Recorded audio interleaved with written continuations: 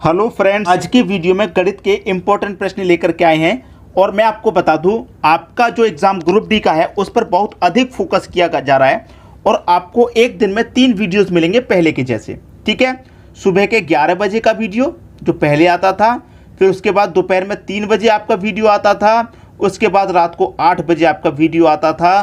तो पहले की तरह ये तीनों वीडियो आपको एक दिन में देखने को मिलेंगे और आपकी एग्जाम की तैयारी अच्छे से होगी। ठीक है, क्लियर है? तो यहाँ पर ये जो प्रश्न दिया गया है इसको करना है हमें सॉल्व।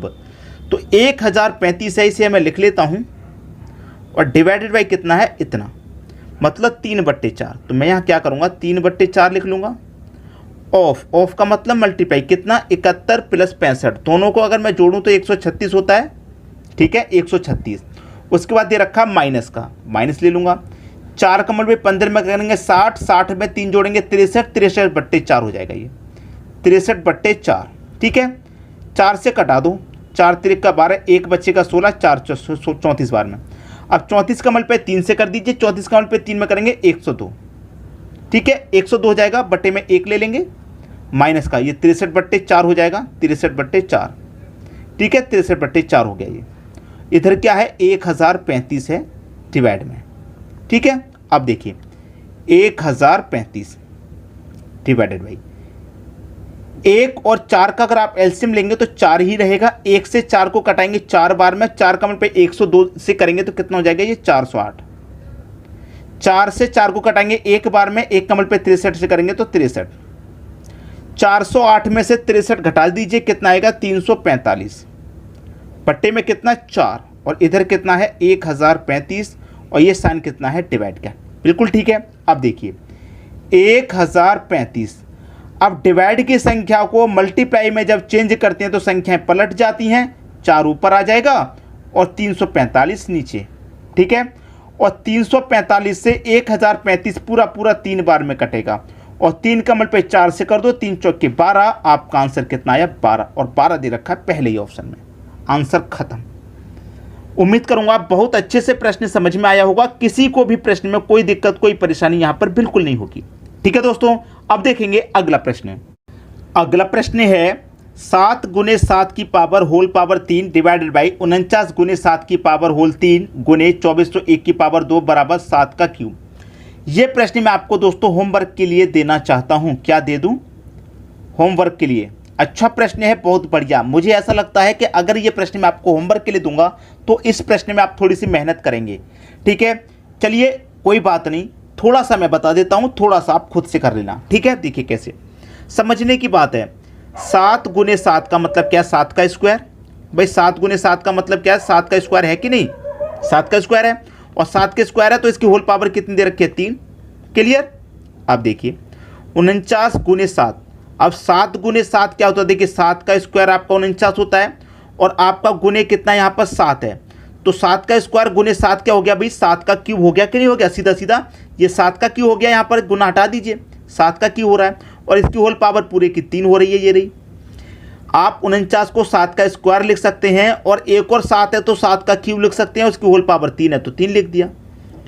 अब 2401 क्या होता है, 7 की पावर 4 का मान 2401 होता है, और इसकी होल पावर 2 दे रखी है, बराबर 7 की पावर 3। 7 की पावर 3 नहीं दोस्तों, 7 की पावर x है, मतलब क्वेश्चन मार्क है, यहाँ पर हमें 7 की पावर x बताना है। ठीक है, अब बताइए अभी भी इसमें कुछ करना है क्या?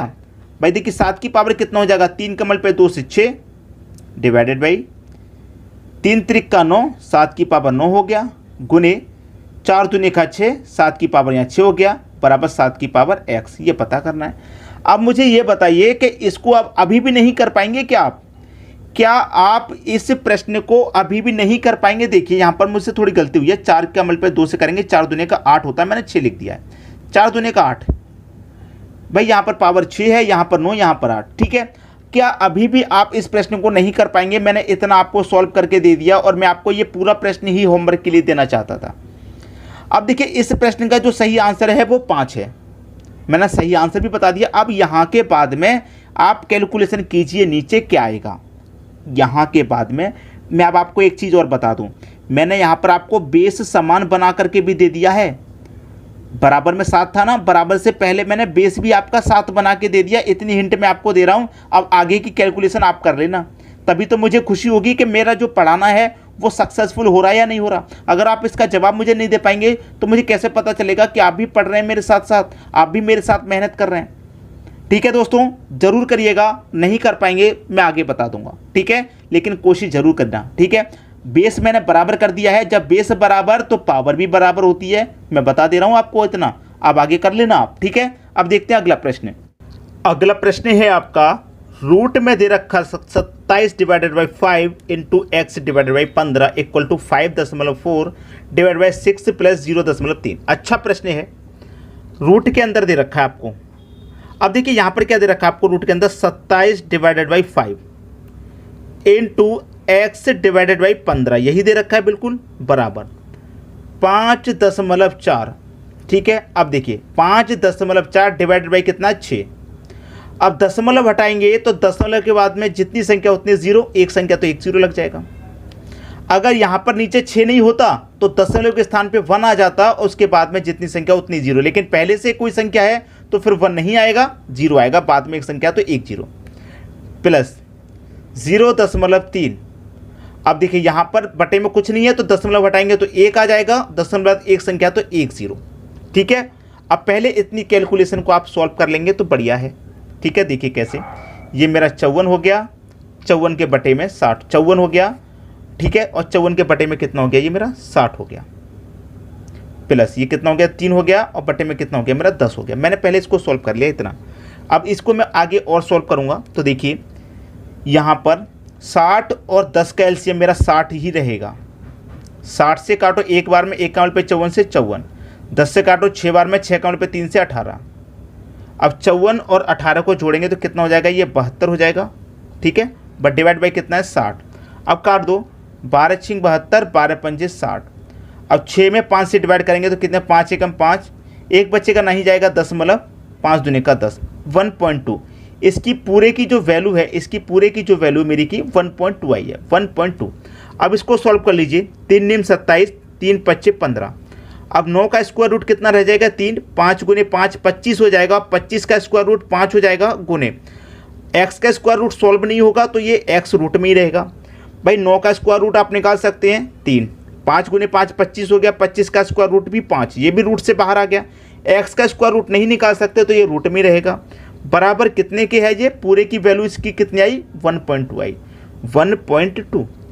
ठीक है, अब देखिए रूट एक्स बराबर 1.2। याद रखना 3/5 को मैं बराबर के अंदर ले जा रहा हूँ तो संख्या पलट जाएगी। भाई 5 ऊपर आ जाएगा और 3 नीचे, तो ये 3 चौके 12 कटेगा, 4 बार में, दशमलव है तो दशमलव में, 4 5 20 आएगा, तो 20 में क्या जाएगा, एक संख्या बाद दशमलव, मतलब दशमलव से पहले 2 है तो 2 बड़ी संख्या हो गई। अब रूट एक्स बराबर कितना 2, यहाँ से रूट हटेगा तो इसके ऊपर पावर लग जाएगा, तो x का मतलब 2 की पावर 2 का मान 4, आंसर आ गया भाई, x का मान 4 आ गया, बी ऑप्शन बिल्कुल सही हो गया। पहले मैंने इसको सॉल्व कर लिया, 1.2 इसकी वैल्यू आ गई, अब इसके बराबर में रख दी। कैलकुलेशन ही तो है, बस गुना डिवाइड भाग ये सबको आता है पक्षांतर करना, बस कैलकुलेशन सही कीजिए सब स्टार्टिंग में, आगे सभी को समझ में। अब देखेंगे अगला प्रश्न।